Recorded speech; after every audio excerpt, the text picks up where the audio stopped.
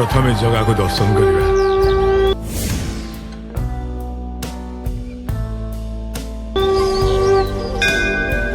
तापर जीवा रामेश्वरम।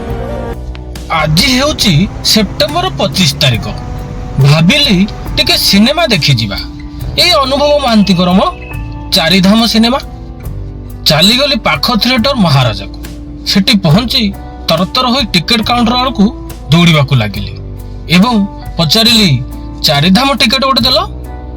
से भाई जनक मते आटुमाटु करी चाहिला। कहला आज तो गोटे हिंदी पिक्चर पड़ी चारिधामटा काली आड़ को रिलीज हबो। मु भाबिली शला बाउलारे आसिले ना कौन। से भाई जनक कहले काली 10टा बेल को आसो सिनेमाटा से 10टा बेल को रिलीज हबो। हौ कौन करिबा 25 तारिख रो कहितले 26 तारिख रे रिलीज होउची। आउ किछि उपाय न पाई मु सिनेमा थिएटर रो चारिआड़ को अनाइबा को लागिली। देखिली सब बड़ बड़ पोस्टर लागिची। से पुरा अनुभव महांती चारिधाम सिनेमा रो। हौ भाबिले दिनटा आज लॉस गला।